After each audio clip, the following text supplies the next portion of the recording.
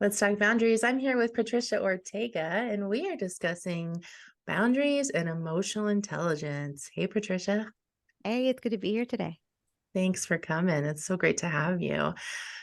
Emotional intelligence, we've heard this lately. When you hear the word emotional intelligence as the expert here, what does that actually mean? Yeah. So emotional intelligence can be something that really feels intangible. I know I was talking to a client not too long ago, and we were talking about different skills to build and how to bridge a gap. And one of the skills that came up was an emotional skill, but they couldn't quite put their finger on it. They're like, I'm not sure why I'm not successful in this area, but I also don't know what to do about it.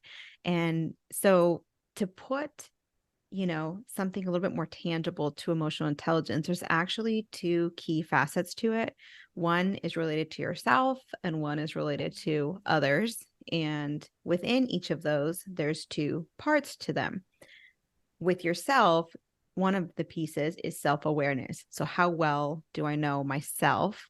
And then that changes how you interact with the world around you.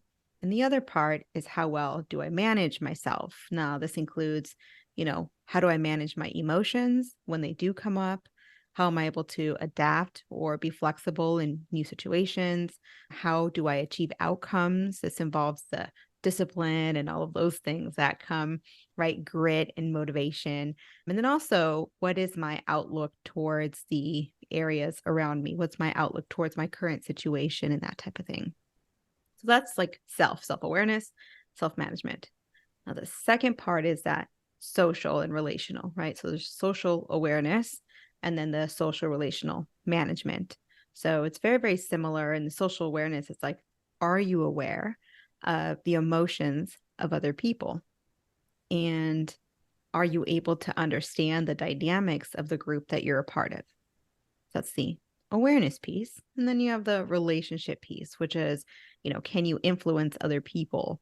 Can you inspire others and lead them, even if you don't have that official title and authority? And many of us call this, in one version of this is managing up, right? Mhm. You don't have the title, but you've got that savvy. There's like something about your communication that influences your manager to change a behavior, make an improvement, change the way they interact with you. That's all part of that relational management. And you also have things like conflict management, coaching, teamwork, collaboration. Those are all part of that social management side of the emotional intelligence. So that's how I would break that down. Thank you so much for that breakdown. I really appreciate it. And why do we need emotional intelligence? How is this relevant to kind of the world around us? Yeah, this is a great question. I think Mhm. for a long time, emotions were not at the forefront of the marketplace and the workforce. It was very kind of bottom dollar oriented because we had very different motivators. If you look at prior generations, the motivator was I need a paycheck and I need to stay in the same job for 20 years, 30 years for my entire career. And now that we're changing positions every 2 years, a lot of companies are now thinking, okay, well, why are people changing positions every 2 years? And there's a lot of different reasons for that. But part of it is that we are now in a place where we're not as dependent on the income and the stability. We're much more flexible, much more agile. And so now we want something above and beyond income and stability in your compensation package. And so that's really revolves around culture, positivity, having a place where when you show up at work, you feel like they are encouraging you and challenging you to be a better person, not just to get the work done and to clock in and out. And I think that's the reason why it's so important from a company perspective. But when you turn around and you think, okay, well, that's nice for the company. But what about for me if I'm a candidate, if I'm an employee? Mhm. And the reason why it's so important is I believe it's Harvard Business Review. I'll have to look it up. But there was a study that was done, and I think there's multiple at this point, that proves that high IQ is not actually an indicator of success. In fact, high EQ is what far surpasses IQ as an indicator of success, meaning you don't have to be the sharpest tool in the toolbox, but you do have to get along with people and have a positive outlook and be able to influence the people around you. And that starts with knowing yourself first. I love it. Awesome. How did you get into talking about emotional intelligence? Yeah, that's a great question. So, if we were to go way back, right? I'm not going to go as far back as when I came into this world, but I will kind of give you a little bit of a background. So, my mom suffers from schizophrenia. And so there was just so much chaos in the home and just a lot of, depression, anxiety, like all of these issues.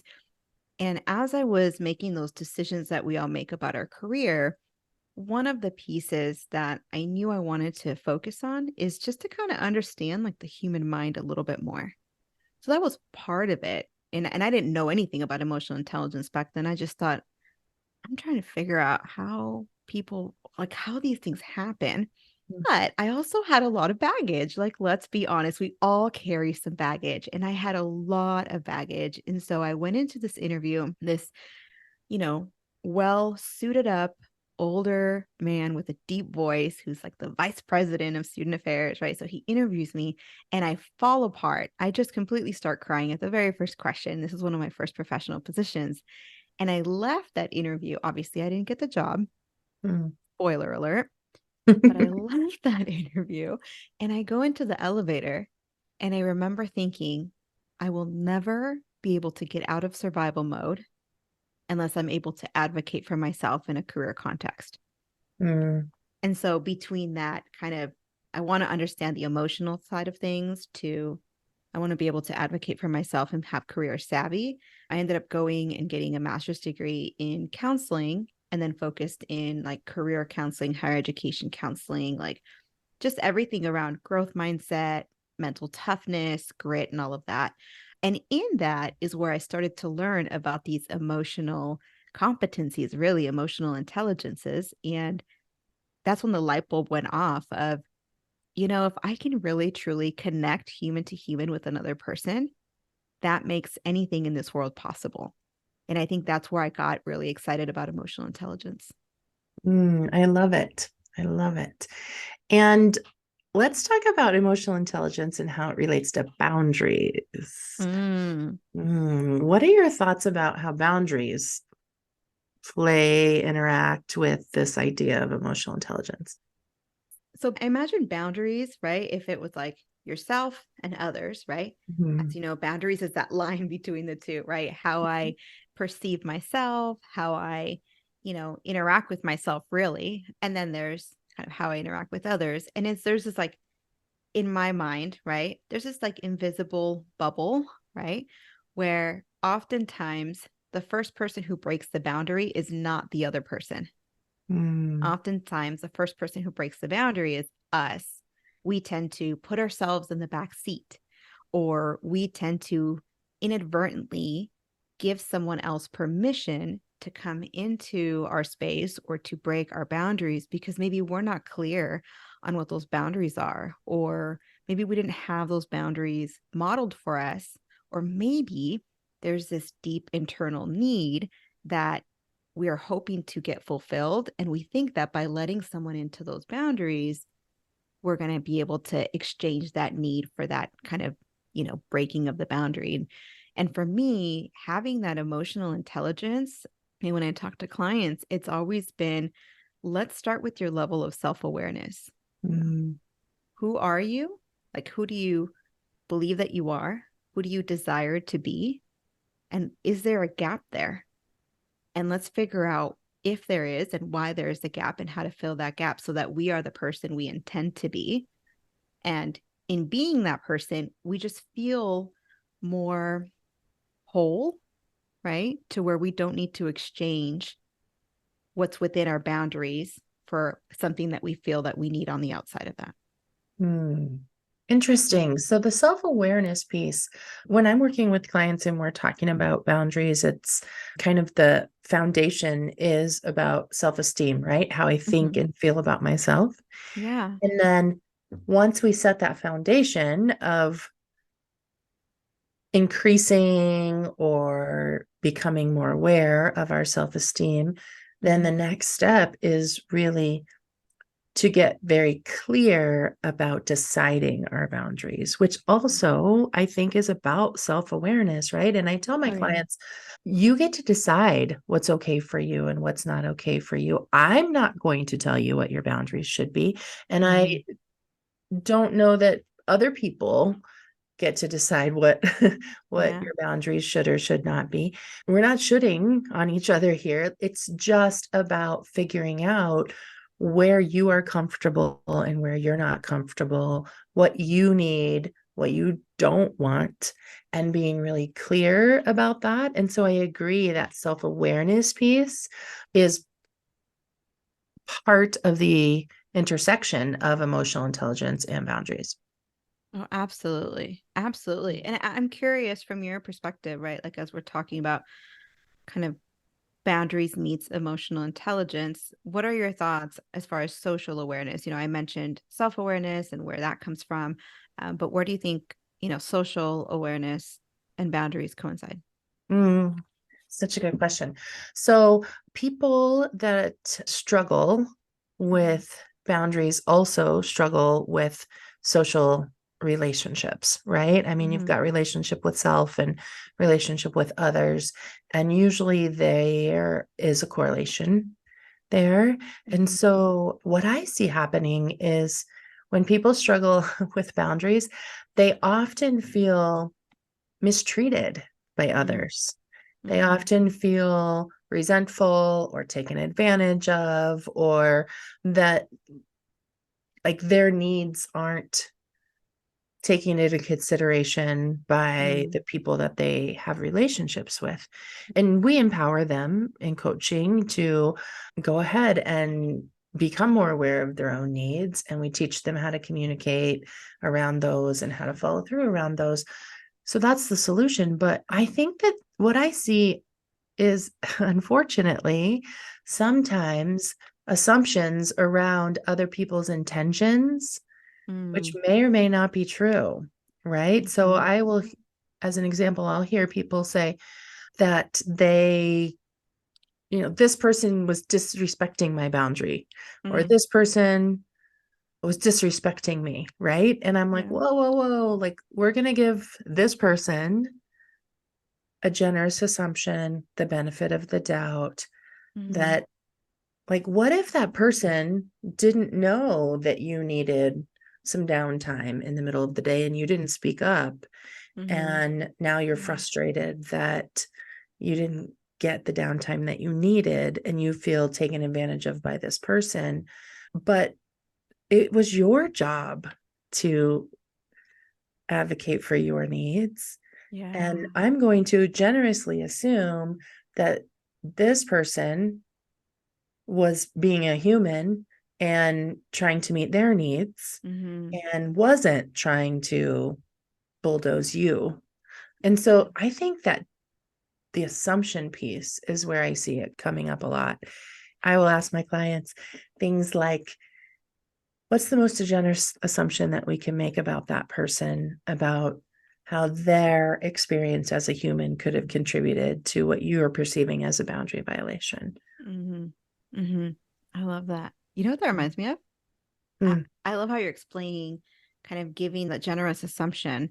mhm, There's one of the things that this was a while back. I'm remembering a PowerPoint I did a long time ago. I haven't brought that concept up in a while, but we tend to view everything coming out of us and measure it based on intent, mm, right? So everything that I say, I know my own heart, or at least I think I do, right? And so everything that comes out of my mouth and all the behaviors that I kind of put out into the world, I look at them for their intent. But I mhm, don't know everyone else's thought pattern. I don't know their heart. I don't know anything else about others, right? And so everything that's inbound, what people say to me, what behaviors they have towards me, interactions, I measure those based on impact. mhm, So it's like if I'm measuring everything coming out based on intent and everything coming in based on impact, there's got to be a gap somewhere in there. I like the way you explained that generous assumption, which I think is really what fills that gap. Yeah, absolutely. And when I'm coaching clients to have a difficult relationship with a family member or an intimate partner or someone that, maybe it's a business partner or coworker, someone that they have a close relationship with, Hmm. part of that discussion is around, hey, when you said these words, whatever those words are, when you said these words, this is how I thought and felt about it, right? Like that's Yeah. the impact. I'm Hmm. going to assume that that was not your intention, Hmm. and I'd like to request something differently next time. Oh, I love that. I love that. And this is that widening of Johari's window. Are you familiar with Johari's window? No. So Johari's window is this concept. I wish I could show it to you on video, but it's this, Mm, imagine this window, right? That has the X and the Y axis. mhm, And this window on the top, you've got everything you know about yourself and mm, then everything you don't know about yourself. Now, I'm not going to complicate anymore. We'll kind of start with that, but everything you know about yourself, there's no discovery there. mm, In order to move, right, open up the window so that you know more about yourself, you either need to ask people and be open to what their feedback is, or you need to allow people, they're just going to share things with you that they discover about you. And now you know yourself a little bit more. And that's like the self discovery piece. And mhm, then there's kind of the window that other people see of you, right? And there's things that you share openly and you tell them. mhm, But as you get to know someone, as you have those conversations that you're talking about, it mhm, reminds me of, kind of lowering that. I don't know if you would call it a bridge, but the more you share with someone else, the more they know about you. And then it's mm. like, oh, wait a second. So you didn't mean what you said?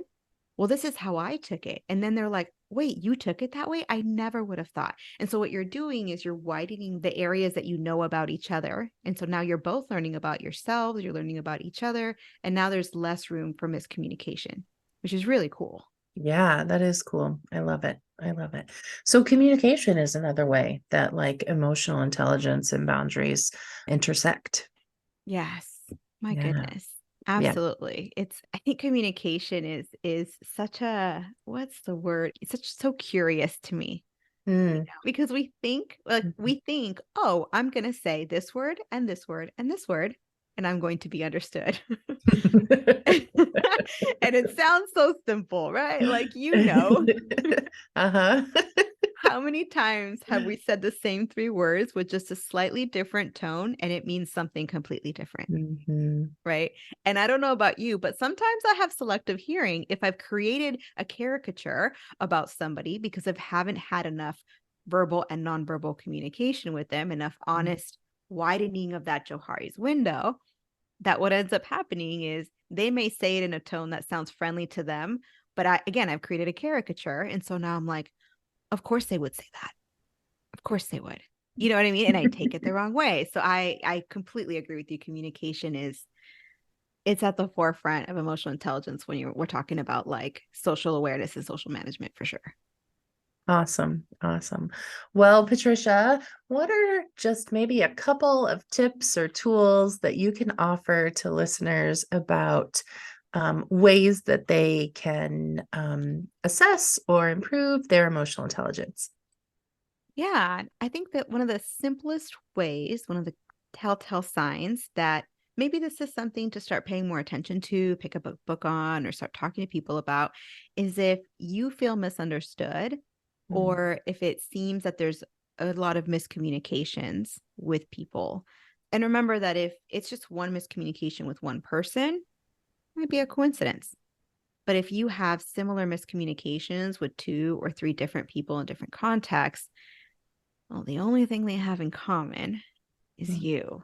And right. And I've been in those moments. We're all human. I've been in those moments where I'm like, okay, I think I feel a little sore about something. I think I got to go back to my journal and so that's one thing is if you start to see similar issues happening with different people, then there might be something to look at. And I think the other part is to really, being able to work with a coach, right? Being able to work with you, being able to work with me, with any coach, really, with someone who can walk you through questions that you wouldn't dare ask yourself. Mm, It is, if you've gone through, the development process of getting like your bachelor's or going through a big retreat, it's those intensive activities where there's a safe space created where you can say, hey, this doesn't really feel good. And I don't know why. I feel like my response doesn't match, right? Those types of experiences are extremely powerful. And they're one of the best ways that we as human beings can grow. And so that would be the other piece. So, number one, see if there's a telltale sign that there might be something you can work on. And then number two, the best, fastest, less painful way to work on it is to really work with a coach who can create that safe space for you. I love it. Thank you so much. Awesome. Tell us a little bit about who you help. Yeah, absolutely. So, really what I'm focused on right now is helping technical leaders who, can benefit from the opposite side of the spectrum. So, I'm very much like a persuasive communicator. We create career stories. We look at the emotional side of things to be able to connect with someone else. And so, if you're a technical professional who's looking to make a career shift, to level up, or to make a career change, I work with you to really find a true confidence based in fact. It's not a fake confidence, but we find the true confidence, your unique value proposition, what career you want to hop into, what company you want to be at. And then we help you to craft your career story and your communications. And embedded in all of that are these emotional intelligence pieces so that when you start communicating with other people, you're able to truly connect human to human and not only connect, but also influence, inspire, engage, and garner their investment for when that decision time comes. That's I what I love help it. people with. If people want to reach out to you, what's the best way to contact you? Yeah. So I always think of it as like one, two, three, right? So if you are, you just want to kind of connect, you just want to be in the sphere, right? Get into the party, then I would hop into my LinkedIn and it's, linkedin.com/in/PM Ortega. And I'll give you the link because that's hard to remember. Sure. And then the second way is if you want to get just a little bit deeper, you want to get some emails from me, I do have a freebie that's a career transition checklist, which walks you through all of the steps that I walk my clients through to get hired in a new industry or in a new position. But there's going to be someone, and it's you if you're really excited right now and you're like, I need to get on the phone with her ASAP. And so I'll also give you my link to my Calendly, and then we can hop on for a phone call just to talk about how we might work together. Awesome. Awesome. Thanks so Yeah. much for being here, Patricia. I love talking about this stuff. It was a blast. And I absolutely love your perspective, your style, and you have this like this positive directness that I really appreciate. And so I'm really excited to have gone on this podcast with you. Oh, thank you so much. All right. We'll see you next time. Okay. Bye.